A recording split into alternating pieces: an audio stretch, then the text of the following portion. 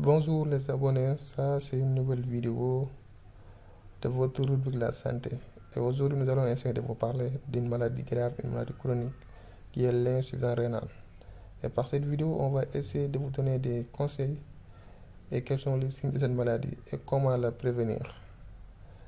D'abord, pour cette maladie, c'est une maladie qui est grave, c'est une maladie qui est due à une lésion des néphrons. Et cette lésion va évoluer progressivement vers une altération des fonctions des reins. C'est ça qu'on appelle une insuffisance rénale chronique.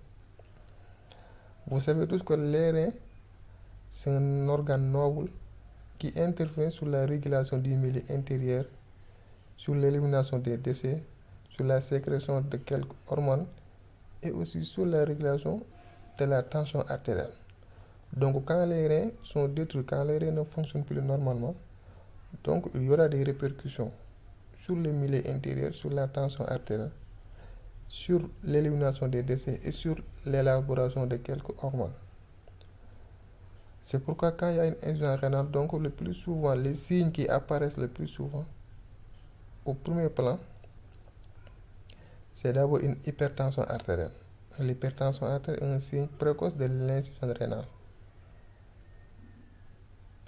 Parce que le rein qui filtrait, qui régulait la tension artérielle ne se fait plus normalement. Parce que le rein aura du mal à éliminer le sodium. Et de ce fait, cela va entraîner une sécrétion d'une hormone qu'on appelle la rénine. La rénine va aussi entraîner la sécrétion de l'angiotensine qui va élever la tension artérielle. Cette sécrétion de l'angiotensine va aussi s'accompagner d'une autre hormone qu'on appelle l'aldostérone. L'aldostérone aussi va intervenir aussi pour élever la tension artérielle. C'est pourquoi quand il y a une insuffisance rénale, on aura le plus souvent une hypertension artérielle. À part l'hypertension artérielle, il y a ce qu'on appelle une augmentation de la perméabilité des glomérules de la membrane des reins. Ce qui fait qu'il y aura une fuite de protéines. Et cette fuite de protéines va favoriser la formation des édèmes. Cette formation des édèmes, ça va se manifester par une bouffissure du visage et par une lourdeur de la jambe.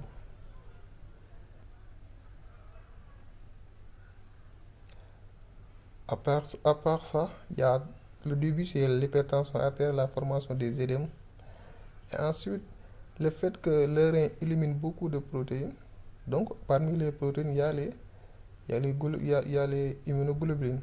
Donc, de ce fait, l'individu aura du mal à se défendre contre certaines infections.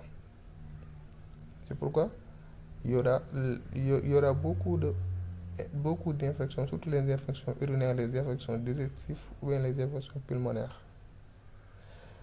À part ça, comme le rein n'arrive pas à bien réguler les entrées et les sorties du sodium, du calcium, tout ça là, ça va entraîner des complications au niveau du tube digestif. Du coup, les signes au niveau de l'appareil digestif sont des vomissements, des constipations. En outre, si le rein ne fonctionne pas bien, c'est-à-dire le rein ne va pas sécréter les hormones. Il y a une hormone que le rein sécrète qu'on appelle l'érythropoïétine. L'érythropoïétine, ça intervient sur la formation de globules rouges. Du coup, ça, comme l'érythropoïétine n'est pas sécrété par les reins, donc forcément, il y aura ce qu'on appelle une anémie, une diminution du taux de globules rouges. Cette anémie-là va se manifester par des pâleurs des muqueuses, par des céphalées, par une asthénie, par des faiblesses musculaires. Avec cette faiblesse musculaire-là, ça va être aggravé par une déplétion des protéines. Parce que vous avez dit tout à l'heure que les reins éliminent l'espace et les protéines quand ça ne fonctionne pas bien. Donc il y a une diminution des protéines et aussi il y a une anémie. C'est-à-dire les muscles, il n'y a plus de protéines au niveau des muscles et aussi il n'y a plus d'oxygène. Parce qu'il y a une anémie, il n'y a pas de globules rouges qui vont transporter l'oxygène jusqu'aux muscles.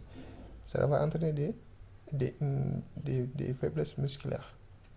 Cette faiblesse musculaire sera compliquée par des chutes à répétition. Du coup, sera peuvent entraîner des fractures osseuses. Entre autres, c'est le rein qui permet la sécrétion de la vitamine D. Donc, quand il y a plus de vitamine D, donc il va y avoir une complication au niveau du métabolisme du calcium. Alors que le calcium, ça entraîne la solidification des os. Cela veut dire tout simplement que les os vont devenir moins solides. Et du coup, il va y avoir des douleurs au niveau des os et aussi des fractures à répétition. Et comme le rein permettait l'élimination des décès, et que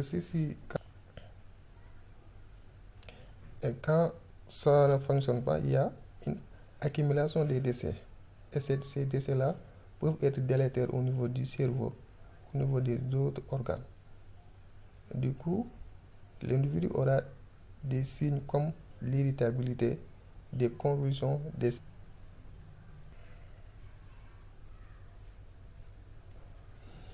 Donc, les signes de l'insuffisance rénale sont hypertension artérielle, des édèmes, des infections à répétition, des chutes à répétition, des vomissements, une intolérance digestive, diarrhée, ainsi de suite, des douleurs musculaires, des douleurs osseuses, une irritabilité.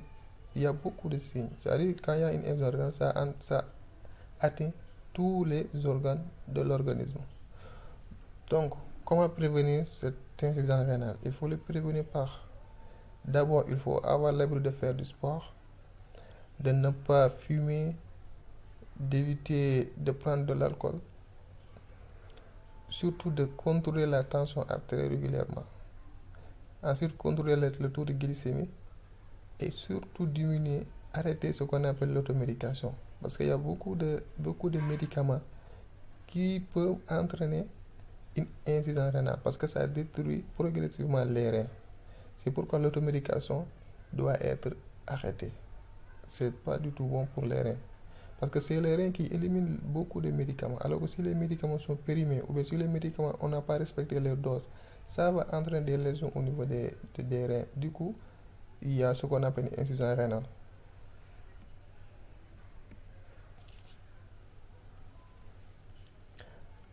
Après l'automédication, il faut diminuer la consommation de sel.